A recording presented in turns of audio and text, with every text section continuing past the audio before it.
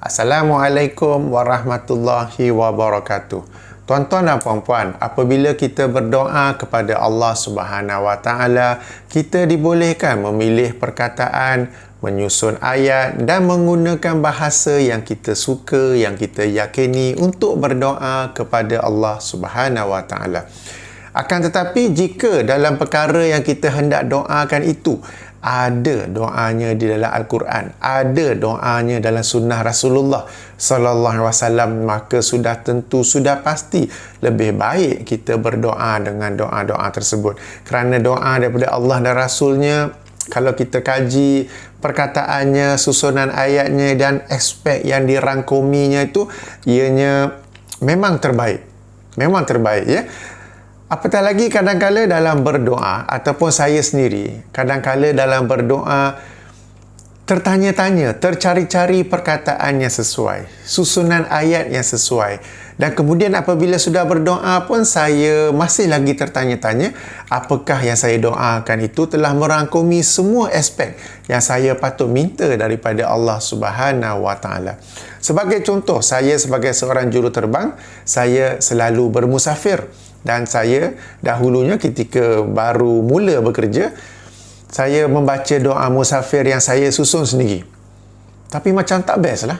Kemudian alhamdulillah saya menemui doa musafir daripada Rasulullah sallallahu alaihi wasallam. Apabila saya membacanya, saya mengkajinya, memang terbaik, kita kata. Perkataannya, susunan ayatnya, aspek-aspek yang dirangkuminya memang terbaik. Dan sejak hari pertama saya menemui doa tersebut, saya menghafalnya dan mengamalkannya sehinggalah ke sekarang ini. Maka dalam video ini saya ingin berkongsi dengan tuan-tuan dan puan-puan doa tersebut, ya. Doa ini ada dalam kitab-kitab hadis dan saya merujuk di sini dalam kitab Sahih Muslim.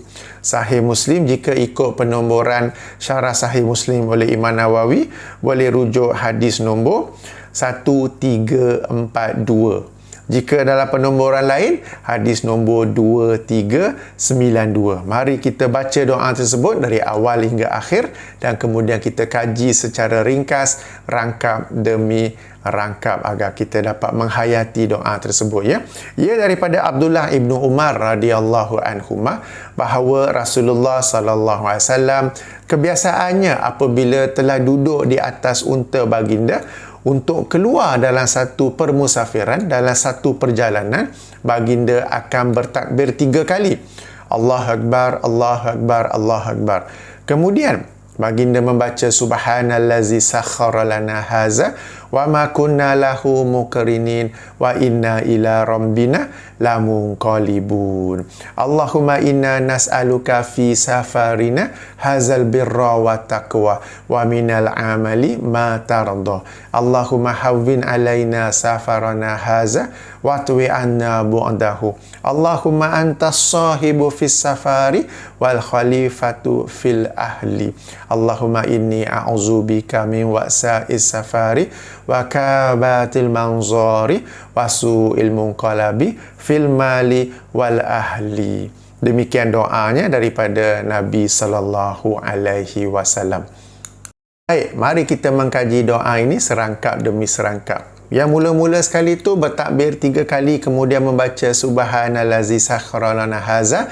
Saya telah jelaskan dalam video berasingan sebelum ini tentang doa menaiki kenderaan. Sila rujuk dalam video tersebut untuk mengetahui apakah maksud, apakah manfaat daripada doa yang baca ni. Jadi apabila hendak musafir, sudah naik atas kenderaan atau sudah masuk dalam kenderaan, kita baca doa kenderaan, kemudian kita sambung dengan doa musafir, ya, di mana ia bermula dengan Allahumma inna nas'aluka fi safarina hazal birra wa taqwa. Ya Allah, kami memohon kepada Engkau dalam permusafiran ini kebaikan dan takwa. Kenapa takwa, ya? Sebab kadang-kala dalam perjalanan, dalam percutian, dalam permusafiran kita itu, kita menemui perkara-perkara yang betul-betul mencabar ketakwaan kita. Sebagai contoh, hotel yang kita pergi itu, mungkin di sana ada disko, mungkin di sana ada pub, mungkin di sana ada kasino yang dengan kemasukan yang percuma. Lalu kita pun boleh juga nak try kan, tak pernah masuk pula ni. Okey, ataupun hotel yang kita pergi tu tempat kolam renangnya banyak orang-orang yang berbaring dan berenang dalam suasana yang penutupan auratnya sangat minimum. Ataupun kita pergi bercuti di hotel tepi pantai, ramai yang mendedahkan anggota badan mereka sampai-sampai sukar untuk kita mengawal pemandangan. Jadi kita memohon kepada Allah ketakwaan dalam permusafiran ini. Moga-moga dengan ketakwaan itu akan memelihara kita daripada perkara-perkara yang dilarang oleh Allah Subhanahu Wa Taala. Kita mohon kebaikan dan kita mohon ketakwaan. Kemudian kita juga memohon daripada Allah Subhanahu Wa Taala amalan yang diredai. Kenapa nak sebut diredainya tu? Sebab bila diredainya tu ada dua syarat yang perlu dipenuhi. Pertama, syarat ikhlas. Kita beribadah ikhlas kepada Allah, ikhlas kerana Allah. Tak ada ciri-ciri riak di situ. Tak ada ciri-ciri suka menunjuk, suka orang pandang kita beribadah. Tak ada pula sifat-sifat sum'ah, suka orang mendengar-dengar. Suka kita mendengar orang memuji-muji amalan kita. Jadi ia benar-benar ikhlas kepada Allah Subhanahu Wa Taala. Itu yang pertama. Yang kedua, amalan diredai oleh Allah ialah amalan yang menepati apa yang Allah syariatkan dalam Al-Quran dan oleh Rasulnya Muhammad sallallahu alaihi wasallam. Tuan-tuan dan puan-puan yang dirahmati Allah, apabila seseorang itu beramal dengan amalan bid'ah, yang meredai amalan itu ialah Tuhan punya, orang yang beramal itu. Sebab tu dia selalu berhujah, benda baik, apa salahnya? Kerana apa? Dia yang reda dengan amalan itu, bukan Allah Subhanahu Wa Taala. Kalau kita nak beramal dengan apa yang Allah redai, hendaklah kita beramal dengan apa yang Allah syariatkan dan apa yang disyariatkan oleh Rasulnya Muhammad sallallahu alaihi wasallam. Baik, kita sambung lagi. Allahumma hawwin alaina safarana haza wa tuwi anna bu'dahu. Ya Allah, permudahkanlah permusafiran ini dan percepatkanlah ia. Permudahkanlah daripada apa-apa cabaran. Kalau kita memandu, moga-moga suasana pemanduan tak ada trafik jam yang teruk, agar kereta kita dari sudut teknikal semuanya baik. Jika penerbangan pun sama juga. Dan ini meliputi daripada kita mula bergerak sampai destinasi, selama kita berada di destinasi dan sehinggalah kita pulang semula ke rumah. Jadi kita berdoa agar ia dipermudahkan dan dipercepatkan. Bila dikatakan dipercepatkan itu, bukanlah nak kata pemanduan yang Kuala Lumpur ke Perlis yang mungkin mengambil masa 6-7 jam tiba-tiba jadi 3 jam. Bukanlah nak kata pemanduan Kuala Lumpur ke Kelantan katakan yang mengambil masa 8 ataupun 10 jam tiba-tiba menjadi 4 jam. Ianya bukanlah juga bererti penerbangan Kuala Lumpur ke London yang mengambil masa 14 jam tiba-tiba jadi 7 jam. Bukan begitu.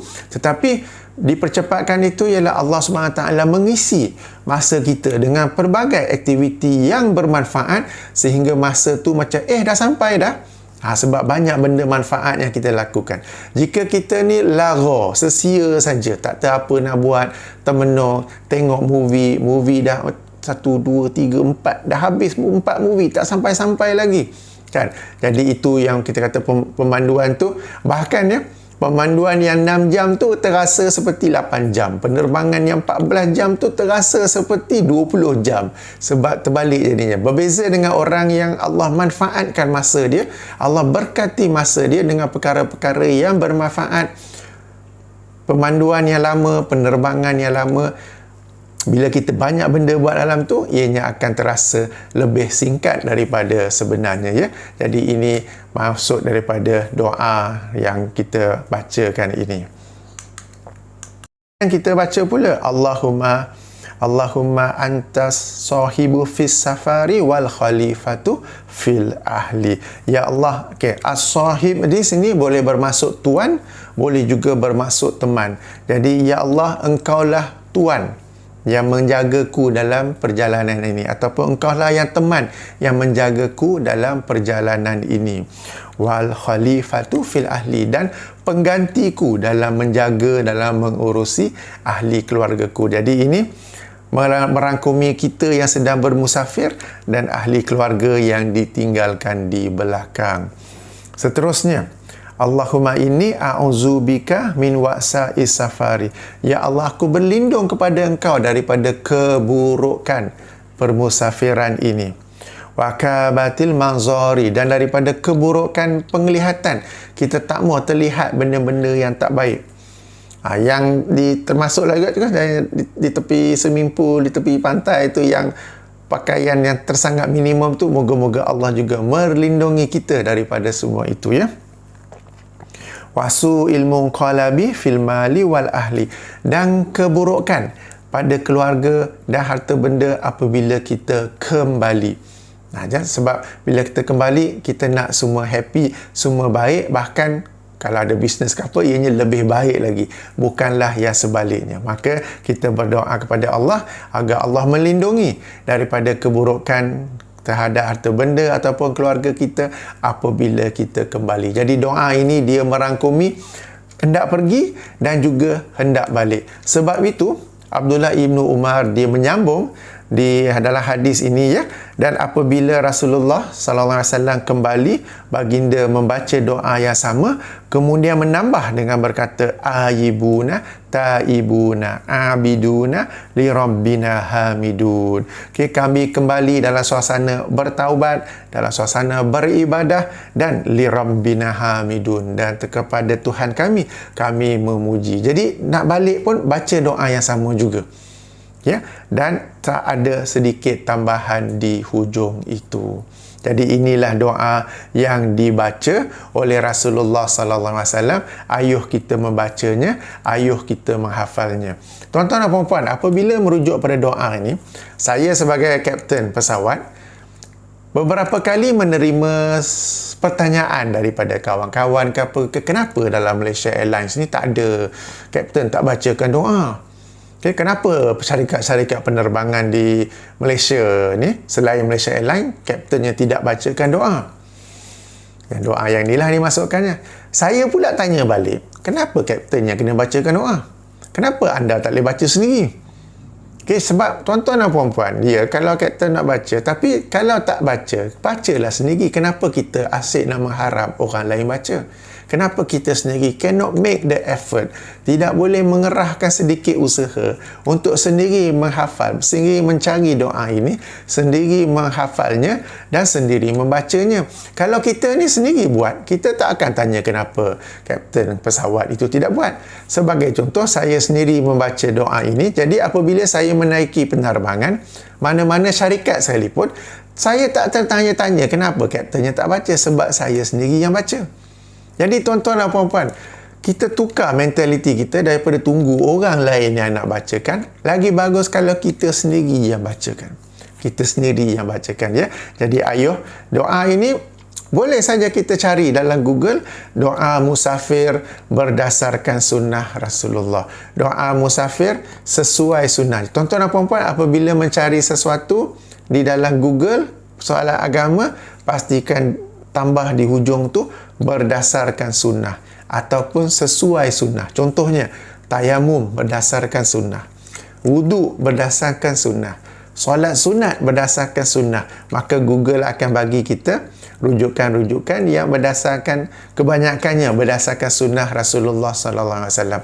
Kalau kita search cari solat sunat saja, akan ada solat-solat sunat yang sebahagiannya tu bercampur aduk antara sunnah dan juga bid'ah. Jadi nak guna Google tak salah, yang penting kita type, kita cari dengan susunan perkataan yang betul, ya. Jadi kalau kita cari doa ini akan ada Google Image juga.